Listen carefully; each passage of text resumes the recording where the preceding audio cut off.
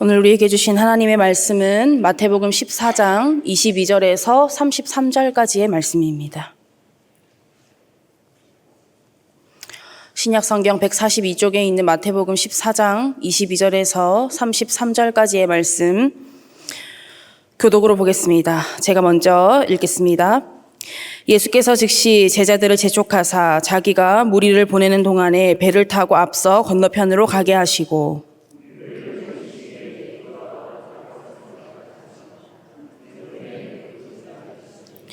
배가 이미 육지에서 술이나 떠나서 바람이 거스름으로 물결로 말미암아 고난을 당하더라.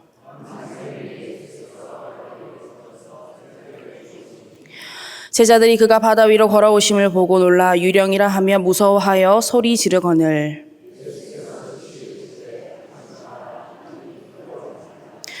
베드로가 대답하여 이르되 주여 만일 주님이시거든 나를 명하사 물 위로 오라 하소서 하니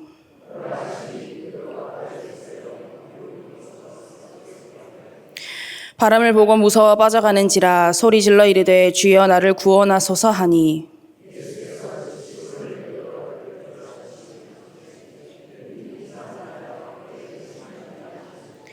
배에 함께 오름에 바람이 그치는지라 배에 있는 사람들이 예수께 절하며 이르되 진실로 하나님의 아들이로소이다 하더라.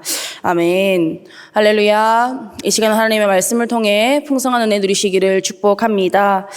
요즘도 하는지는 모르겠는데 예전에 서프라이즈라는 프로그램이 있었는데요. 아시는 분은 아시겠지만 말 그대로 놀라운 이야기를 보여주고 이게 진실이냐 거짓이냐를 맞추는 그런 TV 프로그램이었습니다.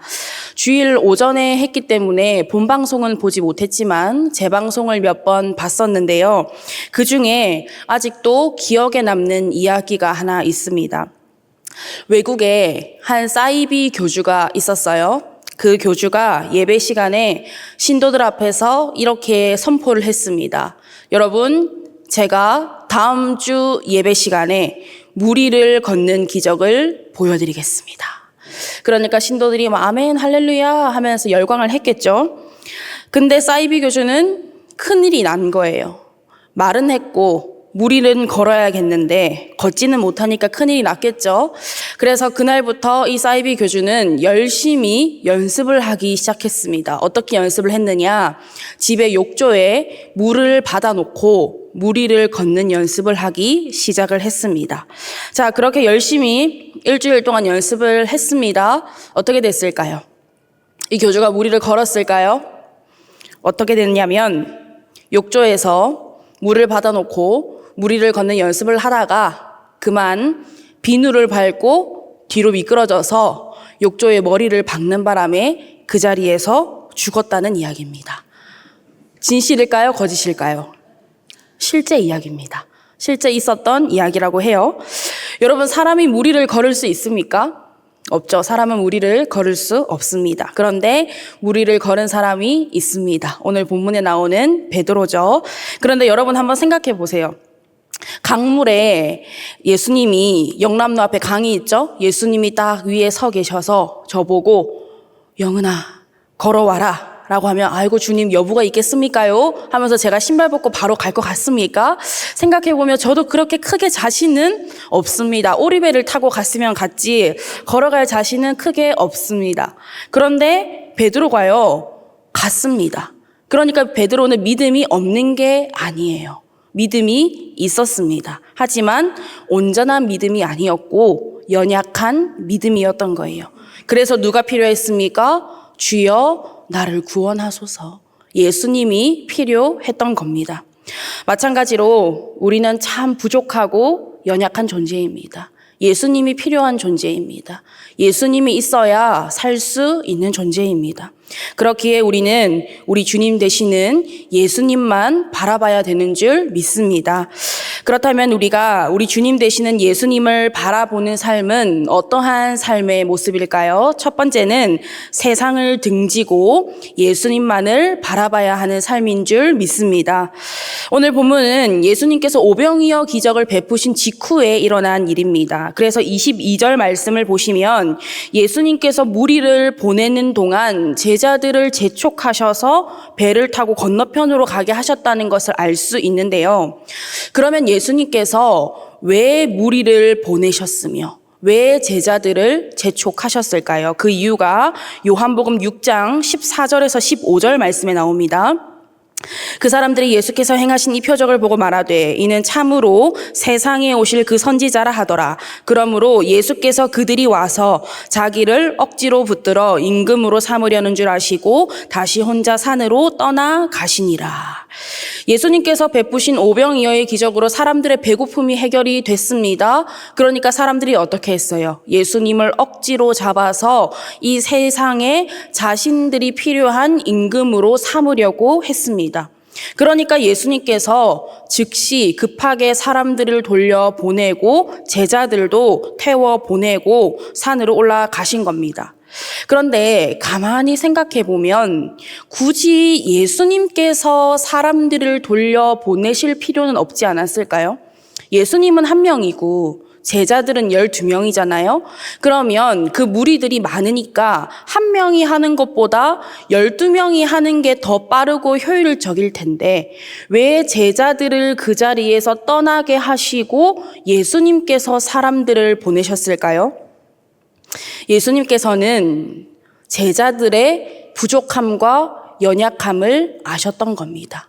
그 무리들 가운데 있으면 예수님을 세상의 임금으로 삼으려는 그 소리 가운데 제자들이 있으면 제자들도 어깨가 올라갈 것을 예수님은 아셨던 거예요. 실제로 제자들은 예수님께서 십자가에 못 박히실 때까지도 이스라엘의 왕이 되실 거라고 생각을 하지 않았습니까? 예수님께서는 그걸 다 아셨던 겁니다. 그래서 즉시 급하게 재촉하시면서까지 제자들을 그 자리에서 떠나게 하셨던 겁니다. 그래서 어디 가운데로 가게 하셨습니까? 바다 한가운데로.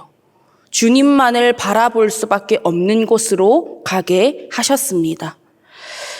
여러분은 어디에서 무엇을 보고 계십니까? 우리가 어디에 있든지 주님만을 바라봐야 하는 줄 믿습니다. 세상 등지고 십자가만 바라봐야 하는 줄 믿습니다. 왜 그래야 합니까? 그래야 살 수 있기 때문입니다. 그것이 우리의 길이기 때문입니다. 그것이 우리의 생명이기 때문입니다. 그것이 우리의 소망이기 때문입니다. 세상에 있는 게 아니에요. 오직 주님께만 우리의 생명과 길과 소망이 있기 때문입니다. 바라기는 세상 등지고 우리 주님 되시는 예수님만 바라볼 수 있는 우리 모두가 되기를 원합니다. 두 번째로 우리 주님 되시는 예수님을 바라보는 삶의 모습은 예수님이 누구인지 아는 삶인 줄 믿습니다. 바다 위에 있는 제자들에게 풍랑이라는 문제가 생겼어요. 그런데 설상가상으로 저 멀리 누가 바다 위로 걸어오는 겁니다. 완전히 전설의 고향이죠. 난리가 난 겁니다. 밤이라서 잘 보이지도 않지, 풍랑 때문에 난리는 났지, 안 그래도 힘든데 저 멀리서 뭐가 걸어오지, 유령이라고 소리 지르고 난리가 났습니다. 제자들이 왜 무서웠습니까? 제자들이 만약에 저기서 오는 그 존재가 예수님인 줄 알았으면 이렇게 무서워서 소리를 질렀을까요? 누구인지 몰랐기 때문에 무서워서 소리 질렀습니다. 그런데 그런 제자들에게 오신 예수님께서 이렇게 말씀하십니다. 본문 27절 말씀입니다. 예수께서 즉시 이르시되 안심하라 나니 두려워하지 말라. 여기서 제일 중요한 말은 나니입니다. 나다. 헬라어로 에고에이미, 나는 나다라는 뜻이고요. 히브리어로 표현하면 여호와와 같은 의미입니다. 이거는 사람이 사용할 수 있는 표현이 아니에요. 하나님만이, 예수님만이 사용하실 수 있는 굉장히 높고 깊은 차원의 신적인 표현입니다. 구약에서 하나님께서 이렇게 말씀하셨죠. 나는 스스로 있는 자다. 이것과 같은 의미입니다. 그러니까 지금 예수님은 제자들에게 아이고 얘들아 놀랬지, 말 안 하고 와서 놀랬지, 나야 미안해 놀래켜서 라고 이야기하시는 게 아니에요. 나다. 나는 하나님의 아들 예수다. 나는 그리스도다. 나는 하나님이다. 라고 이야기하고 계신 겁니다. 여러분, 성경에서 바다는 죽음을 상징하기도 합니다. 그 바다에서 고통당하고 있는 제자들에게 생명이신 예수님께서 오셨습니다. 그리고 말씀하셨어요. 내가 왔다. 그러니까 안심해라. 두려워하지 마라. 그렇듯이 죽음 가운데 있던 저와 여러분에게 구원자이신 예수님께서 오셨습니다. 그리고 십자가 생명을 우리에게 주시면서 말씀하셨습니다. 안심해라. 내가 왔다. 그러니까 두려워하지 마라. 또한 삶 가운데 풍랑처럼 찾아오는 고난, 어려움, 문제 우리에게 너무나 많지 않습니까? 하지만 그럴 때마다 여러분 예수님이 누구신지 기억하시기 바랍니다. 예수님은 하나님이십니다.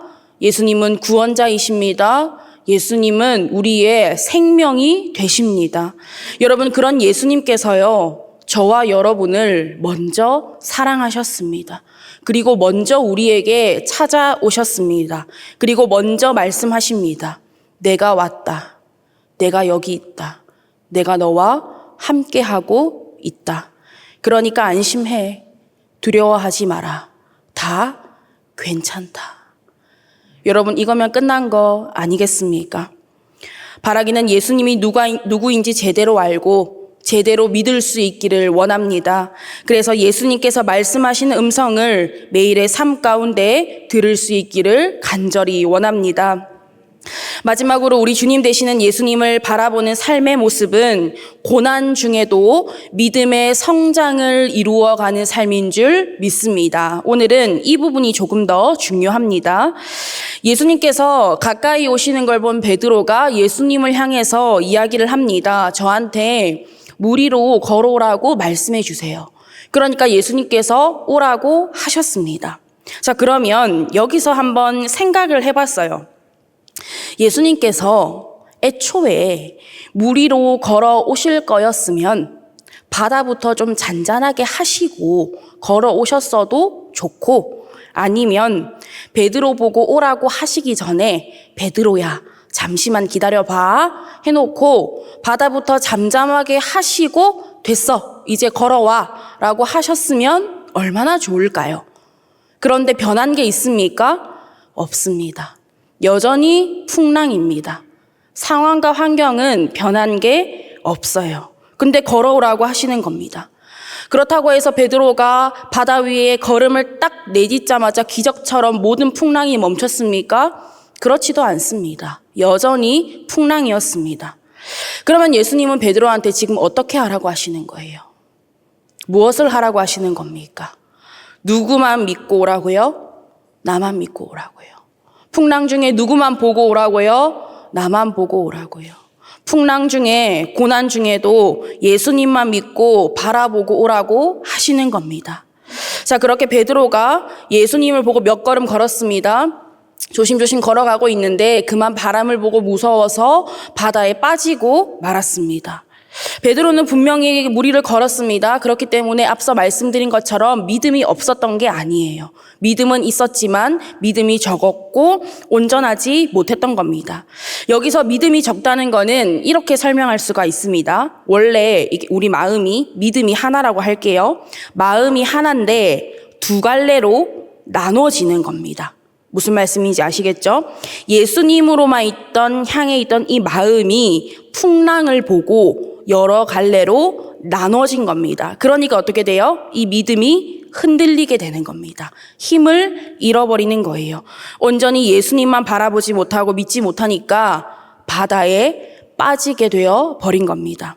저와 여러분도 마찬가지입니다. 우리가 세상 풍파라는 말을 쓰잖아요. 우리를 흔들어 놓는 세상의 바람이 얼마나 많은지 모릅니다. 우리가 주님만을 온전히 믿는 믿음으로 주님만을 믿고 바라봐야 하는데 눈에 보이는 세상의 흐름들, 귀에 들리는 세상의 소리들이 우리의 믿음을 얼마나 많이 흔들어 놓는지 모릅니다. 그뿐만이 아니죠. 우리 삶에 찾아오는 고난과 어려움과 문제들 가운데서 우리의 믿음이 흔들리고 주님을 온전히 바라보지 못하고 주님을 믿지 못하고 세상의 방법을 의지하고 세상을 찾을 때가 또 얼마나 많은지 모릅니다. 하지만 예수님은 말씀하십니다. 누구만 믿고 누구만 보고 누구에게 오라고요?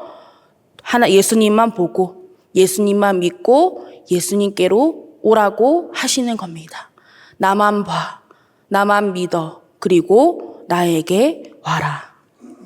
풍랑 중에도 고난 중에도 우리를 흔들어 놓는 수많은 고난과 어려움 중에서도 예수님만 보고 예수님만 믿고 예수님께 갈 수 있는 믿음, 우리 주님 되시는 예수님께서는 저와 여러분에게 그러한 믿음의 성장을 원하시는 줄 믿습니다.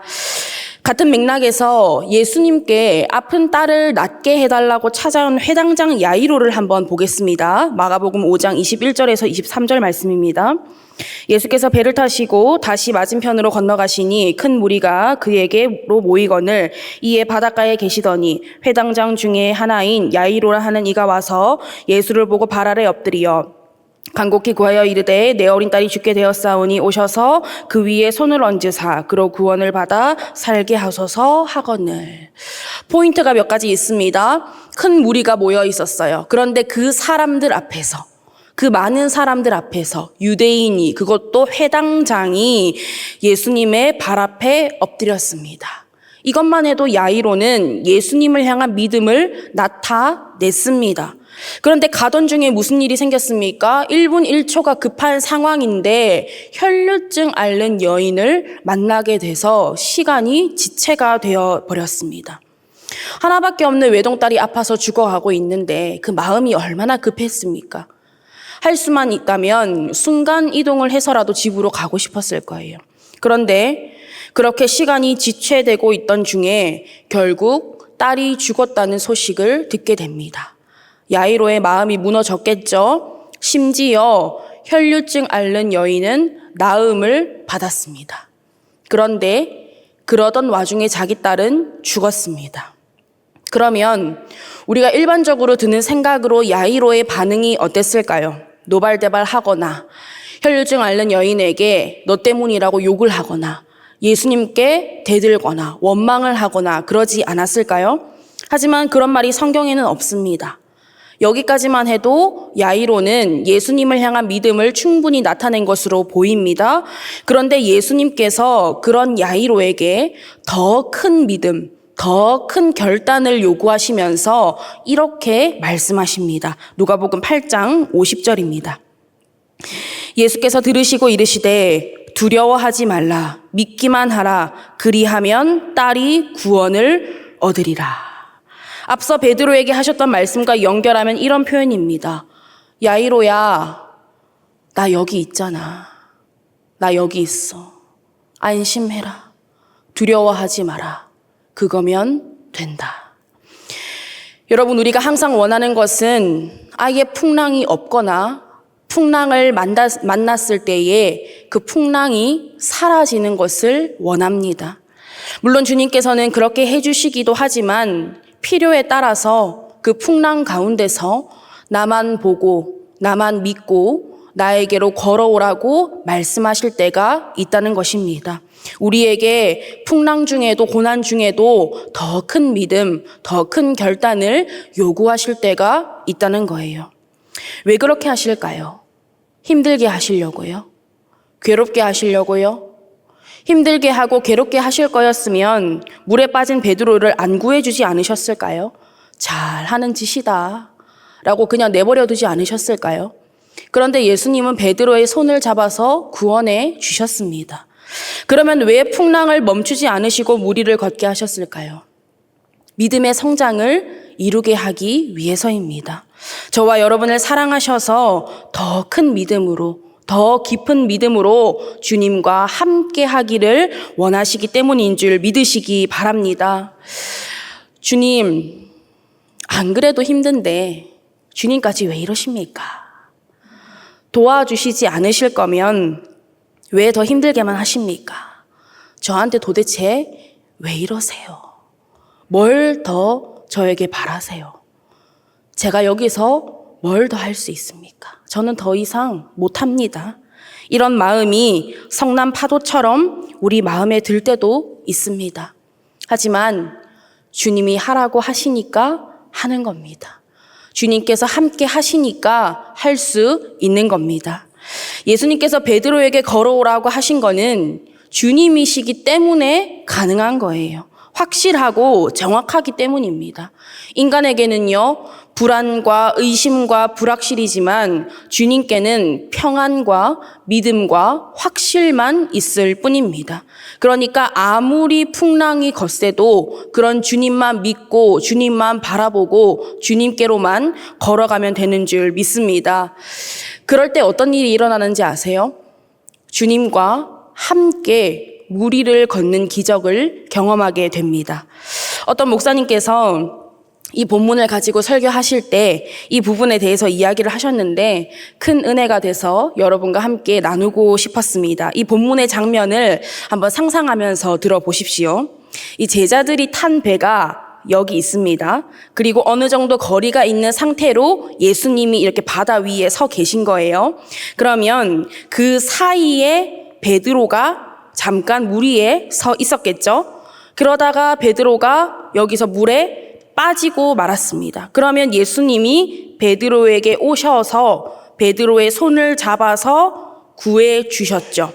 그러면 예수님이 베드로와 함께 걸어서 물 위로 간 겁니다. 배 위로 간 거예요. 자, 지금 베드로는 누구와 함께 물 위를 걷게 된 겁니까? 예수님과 함께 물 위를 걷게 된 거예요. 예수님과 함께 물 위를 걸으니까 물에 빠지지 않고 배 위로 오를 수 있게 되었습니다. 그리고 예수님께서 배에 함께 오르시자 바로 풍랑이 예수님의 명령에 따라서 잔잔하게 되었습니다. 여러분, 이것이 우리 주님의 함께 하심이요 능력이신 줄 믿습니다. 이것이 우리의 주님 되시는 예수님을 바라보고 예수님을 온전히 믿는 믿음의 삶인 줄 믿으시기 바랍니다. 나 혼자서는 할 수 없지만 주님을 믿고 바라보면 할 수 있습니다. 나의 능력으로는 할 수 없지만 주님과 함께하면 할 수 있습니다. 이전까지는 작은 고난에도 흔들리고 넘어지고 또 쓰러지는 연약하고 부족한 믿음이었다면 이제는 풍랑 가운데서도 주님을 믿고 바라보고 주님과 함께 걸을 수 있는 믿음의 성장을 우리가 일으킨 것입니다. 여러분, 풍랑 가운데 계십니까? 고난 가운데 계십니까? 그 가운데 있는데 주님, 저를 구원해 주시옵소서. 주님, 저를 살려주세요. 기도하는 중에 예수님께서 너 정말 나 믿느냐? 너 정말 나 믿느냐? 예, 그렇습니다. 주님 믿습니다. 도와주세요. 그러면 나 보고 걸어와라 라고 말씀하신다면 여러분 그 풍랑 가운데로 걸어가실 수 있으시겠습니까? 두려울 수 있습니다. 때로는 머물거릴 수도 있죠. 하지만 우리 주님은 여전히 지금도 그 자리에서 우리를 보며 기다리고 계시는 줄 믿습니다.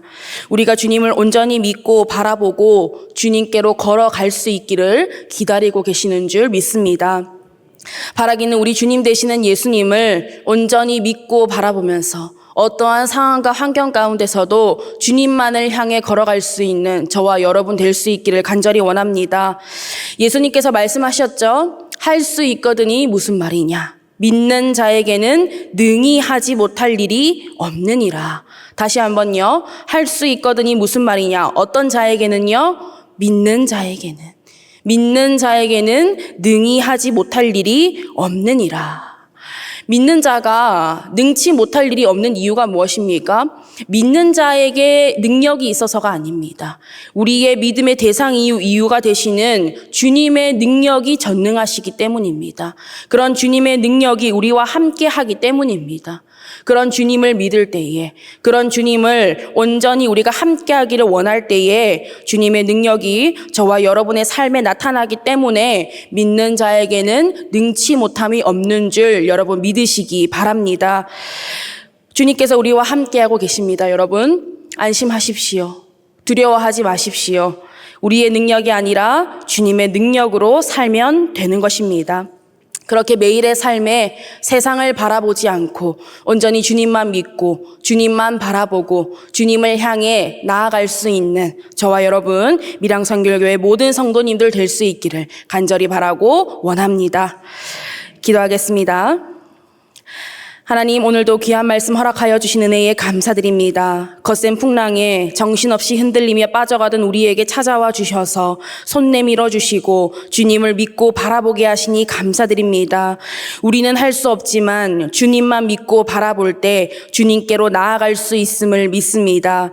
세상 풍파가 우리를 끊임없이 흔든다 할지라도 담대하게 주님만 믿고 바라보며 안심하고 두려워하지 말라는 주님의 음성만 듣고 순종하며 주님과 함께하는 삶이 될 수 있도록 주여 우리를 도와주시옵소서. 감사드리며 예수님의 이름으로 기도드립니다. 아멘.